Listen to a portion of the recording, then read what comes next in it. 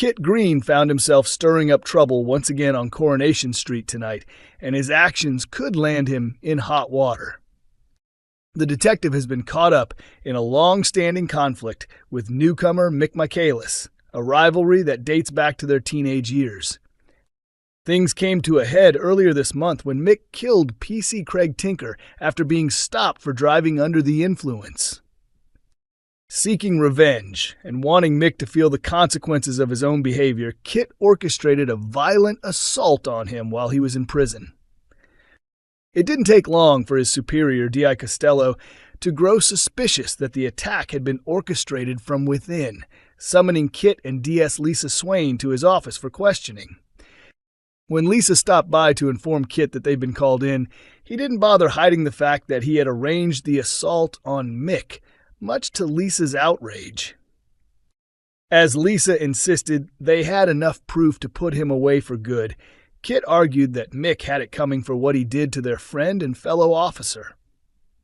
Eventually swayed by Kit's reasoning, Lisa agreed to conceal the truth from D.I. Costello. Kit then went to see Mick in the hospital. Without hesitation, he boasted to Mick that he was behind the attack, enraging him, though Mick was too injured to retaliate. Now that he had the upper hand, Kit used the moment to pressure Mick into telling Brody Michaelis to stay away. Audiences are aware that Brody is Kit's biological son, and Kit lives in fear that the teenager might follow in Mick's footsteps. When Mick refused to back down, even in the face of death threats, Kit went for the jugular, warning that he could just as easily take both Brody and Lou Michaelis away from him.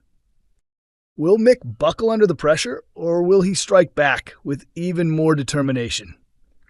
And as Kit continues down this dangerous path, will he manage to keep his actions hidden, or is D.I. Costello closing in on the truth?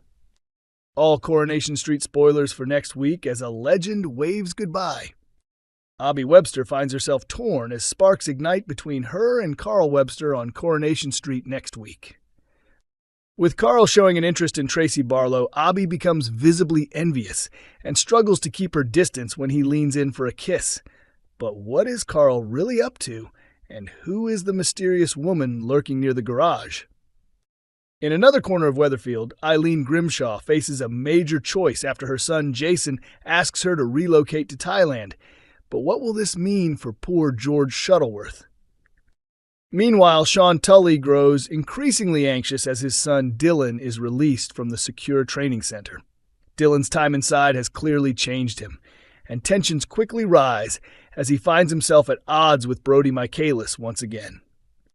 Could Dylan be heading down a troubling road? Here's a glimpse at what's coming up in Weatherfield next week. Monday, June 2nd, Eileen shows George and Jason a Gazette article on her phone that hints their business may be entangled in an insurance fraud. Alarmed, George confides in Todd. But who planted the story? Later at the Rovers, Jason flirts with Danielle. However, when he drops his brother's name into the conversation, Danielle is clearly rattled, though she hides her reaction.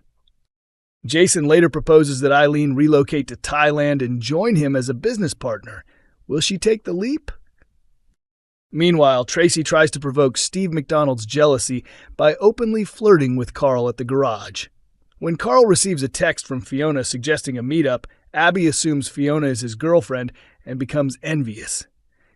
Later, Fiona turns up at the garage and Tracy eavesdrops as Carl confidently refers to himself as the boss. What's he scheming? Elsewhere, a frazzled Sean tells Lou Michaelis that Dylan is being released from the STC tomorrow and makes it clear he expects no drama. Will Lou respect his wishes? At home, Sally tells Tim she's enjoying having the place to themselves again, unaware of his recent fostering meeting. Tim says nothing. Later, Sally arrives to find the house spotless and Tim dressed to impress. When the doorbell rings and a social worker appears, she's taken aback. Will she play along with Tim's surprise plan? Wednesday, June 4th, as Carl flirts shamelessly with Tracy, Abby watches from a distance.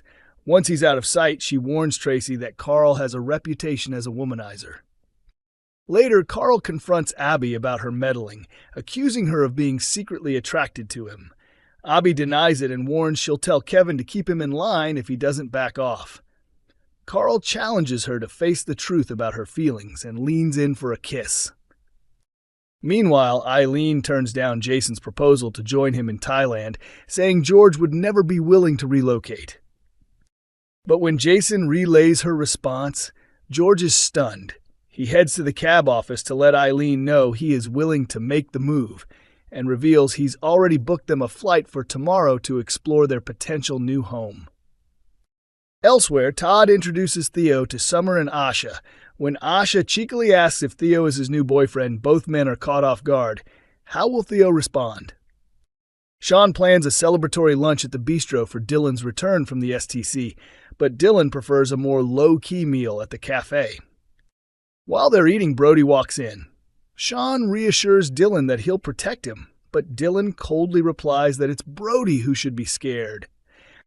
Afterward, Dylan quietly trails Brody into the ginnel.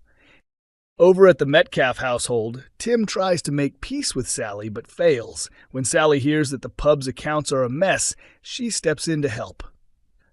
While chatting with Glenda Shuttleworth, she admits Tim wants to foster a child but worries they're too old. Could Glenda change her perspective? And finally, Debbie Webster struggles with counting out her change at the shop. When Ronnie Bailey offers to lend a hand, she snaps at him in frustration. Friday, June 6th. After Millie spends the night, Eileen cautions Todd that he may end up taking on more responsibility than he expected. Meanwhile, Theo tells Millie that her mom wants her to return home, but Millie refuses to go unless he comes with her. He gently explains that he can't keep pretending and admits he wants to be with Todd. Eileen's reaction to Theo's conversation with Millie leaves George uneasy about their future. When he opens up to Steve, it becomes apparent he's hiding something. Later, Eileen informs George that the police have dropped the investigation and shares that she's accepted Jason's offer to move to Thailand. But will George be joining her? Elsewhere, Dee Dee Bailey tells Ed that she's dedicating her time to improving midwife training. Ed worries she's biting off more than she can chew when she also reveals she's taken on a custody case.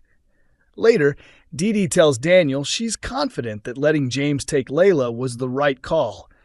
But just as they're heading out, James steps out of a taxi with Layla in his arms. Is Dee Dee second-guessing her choice? At the garage, Kevin picks up on Abby's unease when Debbie and Carl arrive bearing bacon sandwiches. When Debbie mentions a disgruntled customer, Carl quickly shuts her down, raising Kevin's suspicions. Later, Leanne Battersby thanks Ronnie for lending her a drill. When he turns around, he notices Debbie watching them. Can he get her to open up about what's really going on? Meanwhile, Sean informs Dylan that the college is willing to re-enroll him, but Dylan brushes it off. Later, Dylan spots Brody harassing Betsy for reporting his shoplifting to the police. As Brody's aggression escalates, Dylan steps in to defend her.